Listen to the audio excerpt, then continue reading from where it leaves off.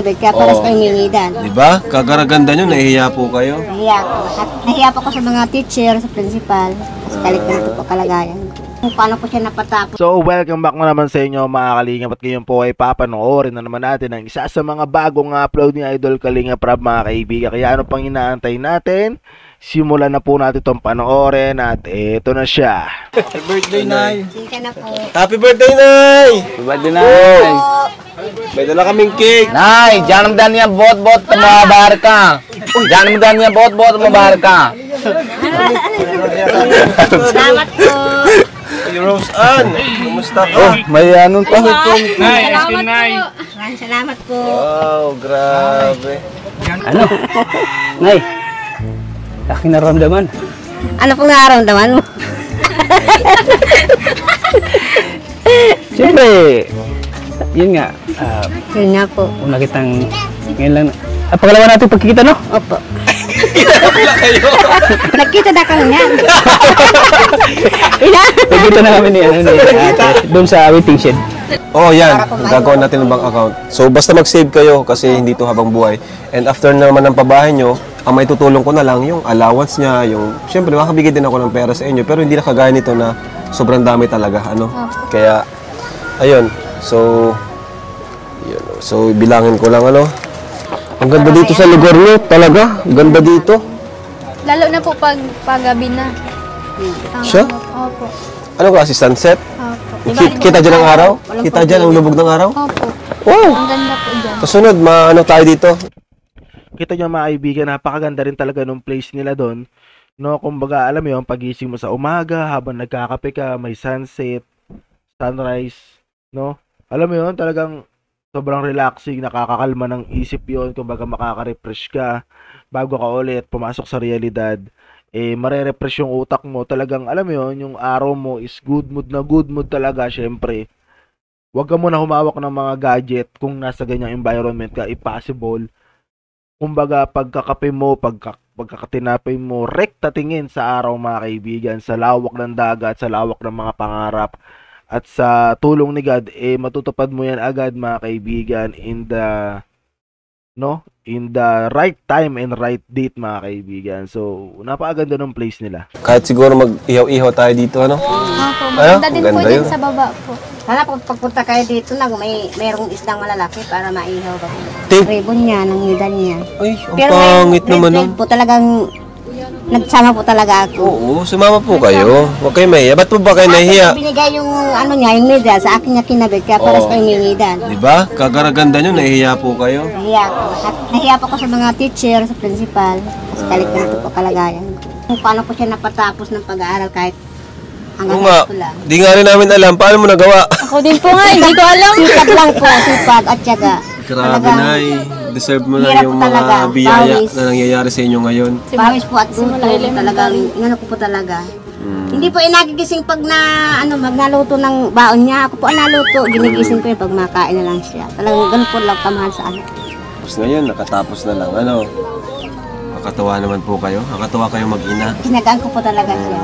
Sabi ko, Nakakatuwa wag mo kayo. na akong paris, gayahin na, walang pinag-aralan. Wag mo na kami gayahin dapat makapag-aral ka ng mabuti para sa iyo yan, hindi para sa akin. Grabe naman si nanay. Ganyan po sabi ko sa kanya. Kaya pinilit niyo po talagang, hindi niyo po siya pinatigil. Ngayon lang talaga siya nagtigil college. Opo. Kasi wala na po talaga. Mula po elementary, hanggang elementary po hanggang grade 6, ang baon niya 5 piso. Pag hapon po, wala na po yung baon. Grabe. Pag high school naman po, 20 lang. Grabe talaga na yung ginawa niyo to. Po Nay. yung sakripisyo ko. Deserve niyo po talaga itong lahat ng tulong na ito. Kaya po, nagkaganito siguro ang buhay ko. Bakit? Anong buhay niyo po? Nag-mature kagad. Kasi po nga, sobrang problema. Stress. Opo, ang ko, Kaya ngayon ay, mag-relax naman kayo ngayon. Ano? Ito naman yung time para makabawi sa'yo si Rose Ann. So, ayun po, Nay.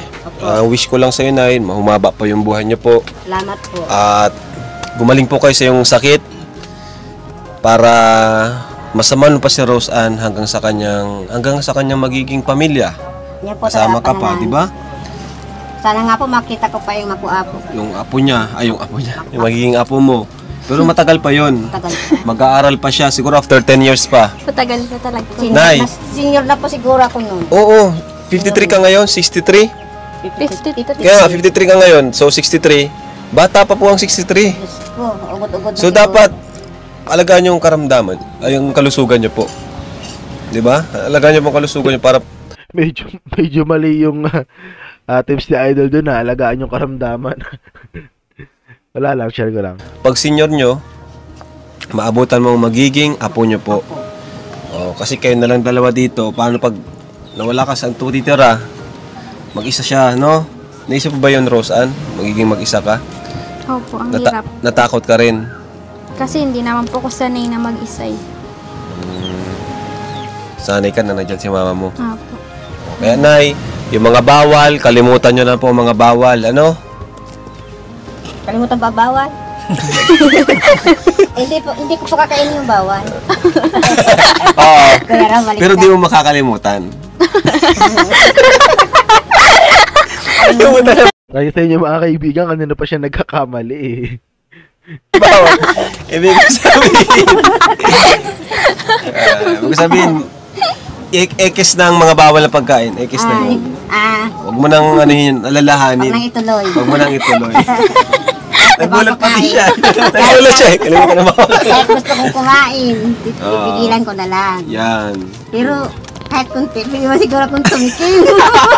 O sige, kung tikim-tikim lang. Tikim na. Oo. Tikim pero kinakain Pero malakas ka pa talaga. naman di ba na ano ka pa? Lakas pa po ako. Nakapaglakad ka pa no? Takbo. Yan lang po talaga ang ano ko. Nakatakbo ka pa po. Opo. Ayun. Try. Wala mo nagdaramdaman sa paa. Yan lang talaga. Ayan po mga kalingap. Lagi Thank you sa po. masakit. So ano Nay? Happy birthday ulit na ya. Thank you po. Thank you po sa mga tumulong kay na Thank you very much po. Roseanne. Salamat po kay Sir Eugene Garcia, Thank you Tita po. Pinky. Maraming salamat po. Siyempre, sa mga viewers natin. Thank you Sila po. talaga yung Thank pinaka-grabe you na po. itulong sa Ingat atin. po and God bless. Mga Thank you very viewers. much po sa nag-sponsor. Maraming salamat po. God bless po.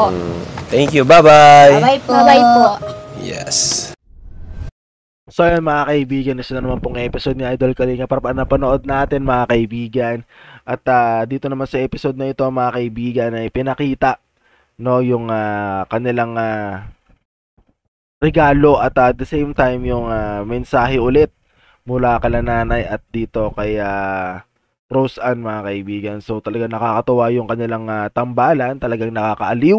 Kaya naman talagang sinusubaybayan ko rin talaga to. At syempre mga kaibigan, huwag natin kalimutan na suportahan si Idol Kalinga Prab, si Aldo Bal Santos Matubang, si Ate Edna, at ang buong K-Boys mga kaibigan. At syempre pati ako sa aking goal this year na sana makatulong tayo dito sa Metro Manila sa pamamagitan ng panonood nyo, pagla-like nyo, pag-share nyo at pag-subscribe nyo sa aking YouTube at sa aking Facebook page mga kaibigan. Sana huwag nyo pong i-skip yung ads. At so yun mga kaibigan, no, maraming salamat sa panonood. 2 down, straight up, peace. See you on the next reaction video. Let's go. Wiki, wiki, wee.